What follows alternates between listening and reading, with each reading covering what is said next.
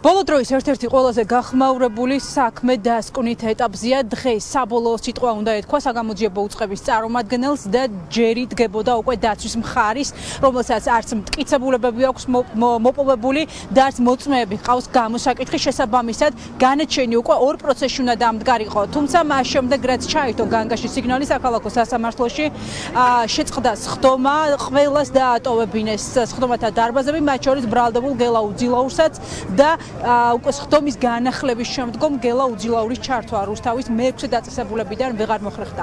ვეღარ გამოიკითხა საქმის მთავარი გამომძიებელი, რომელსაც სრული ჩვენება უნდა მიეწოდებინა სასამართლოსთვის. ის არის ერთ-ერთი ოქროს მოწმე ამ საქმის, რომელზეც გამომძიებელი საგამოძიებო უწყება ამყარებს იმედებს, მან მოიპოვა სწორედ მტკიცებულებები, გამოიკვლია და მან უნდა დაადასტუროს გელა უძილაურის ბრალეულობა სწორედ ამ საქმეში და უფრო მეტიც ის რომ საქმე არის მკვლელობა არის შეკვეთილი სწორედ ამ გამომძიებელს უნდა დაედასტურებინა.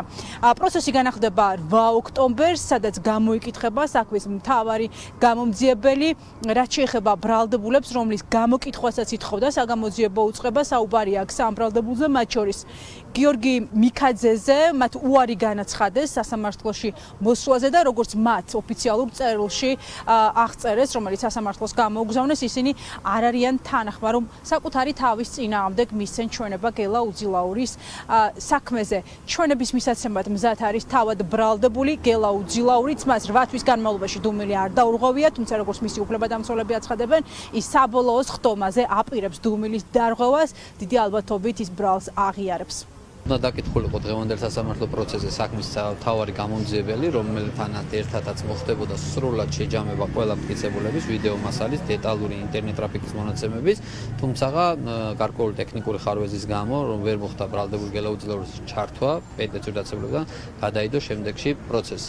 გარდა ამისა, ბრალდების მხარეს გამოძახებული ყავდა და სურდა დაეკითხა ამავე საქმიდან გამოყოფილ საქმეზე ბრალდებული გიორგი მიქაძე, გიორგი კაჭკაჭაშვილი და მამუკა ბაღდავაძე. გიორგი მიქაძემ უარი განაცხადა სასამართლო პროცესზე გამოცხადებაზე და მისივე განცხადებით, ასევე მისი ადვოკატის მიერ შემოტანილი განცხადებით დგინდება და მისი განცხადებით, რომ მას არ აქვს სურვილი მისცეს ჩვენება მისი თავის წინააღმდეგ. რას ნიშნავს ეს როგორ არის ხო გამომძიებელი?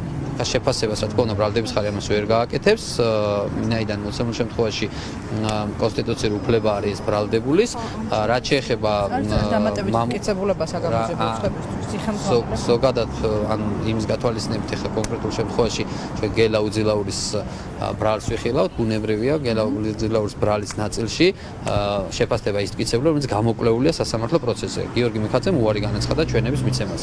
რაც შეეხება მამუკა ბაღდავაძეს როგორც საქმის მასალებიდან დგინდება ის თანახმა მისცეს სასამართლოს ჩვენება. კონკრეტულ თარიღს მე ვერ დაგისახელებთ, როდის მოხდება გელა უძილაურის ჩვენების მიცემა, როდის დააფიქსირებს თავის პოზიციას.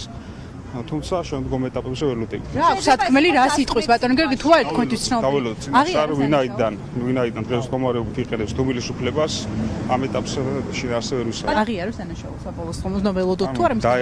დაელოდეთ საბოლოო პასუხს და გავიგებ ყველა. ამ ხელს სხვა დანარჩენებს დამკვეთებს თუ დაასახელებს ეს მაინც გითხარით. მაგას კომენტარს ვიყავ. რა მტკიცებულებებს მოიტანთ? ვის გამოკითხავთ? ყავთ თუ არა მოწმეები? დაელოდეთ.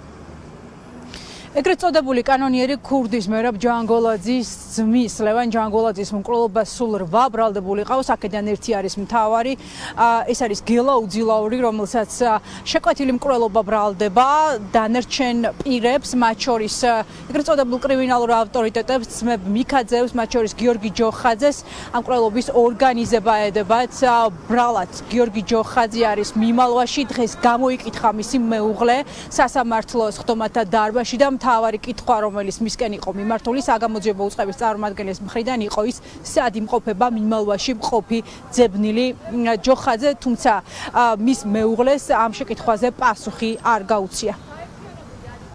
გელა უძილაურმა ჩვენ ოჯახში მუშაობა 2021 წელს დაიწყო. იყო მცველი. მე მასთან შეხება არ მქონია. მის გარდა გიორგის ყავდა სხვებიც, ჩოფიკა და ლევანი დაცვები, ასე ვიცნობდი. თაუერში შეიძლება ვარ ნამყოფი, მაგრამ დარჩენით არასოდეს. წითელ სოფელში გიორგის მეგობრის, გიორგი გოლაშვილის სახლში ვცხოვრობდით. ახლა დავბრუნდით. მე ჩემი მამამთილი და ბავშვები. ხელფას რამდენს უხდი და გიორგი უძილაურს არ ვიცი. ანგარიშს არ ფლობდა გიორგი. იანვრის ბოლოს ჩემი ანგარიშიდან ფიქსირდება დარიცხვა გელასთან, მაგრამ რას უკავშირდება არ ვიცი. გიორგის თხოვნით გადავრიცხე. 8 ოქტომბერი 12 საათი ეს არის შემდეგი სასამართლო პროცესის თარიღი და 15 ოქტომბერი 11 საათი. აზია გაწერილი ლევან ჯანგოლაძის მკვლელობის საქმეზე პროცესები, როგორც საგამოძიებო უწყების წარმომადგენელმა დღეს ივარაუდა, სამ პროცესში სხდომები უნდა დასრულდეს და დადგეს განაჩენი ამ საქმეზე. თუ ნოემბრის დასაწყისამდე მოსამართლე განაჩენს არ გამოაცხადებს გელა უძილაურის ბრალდების საქმეზე, უკვე 9 თვიანი წინასწარი პატიმრობის ვადა გელა უძილაურს ეწურება, შესაბამისად მისი გამოშვება რუსთავის მე-6 დაწესებულებიდან უკვე მოუწევს პენტენციურ სამსახურს. დაცვის მხარე ამბობს, რომ მას არაფერი აქვს სათქმელი, არ აქვს მტკიცებულებები გამოსაკვლევი და არ ყავს მოწმეები, შესაბამისად ის უდაოდ ხდის ყველა წარმოდგენილ მტკიცებულებას სასამართლო სხდომებზე. რა აქვს სათქმელი, ახლა ყველაზე მნიშვნელოვანი კითხვაა თავად გელა უძილაურს, საინტერესოა აღიარებს თუ არა ის ბრალს ბოლოს ხდომაზე და საინტერესოა დაადებს თუ არა ის ხელს დამკვეთებს ვინც კანონიერი ქურდის მერაბ ჯანგოლაძის ძმის ლევან ჯანგოლაძის მკვლელობა შეუკვეთა.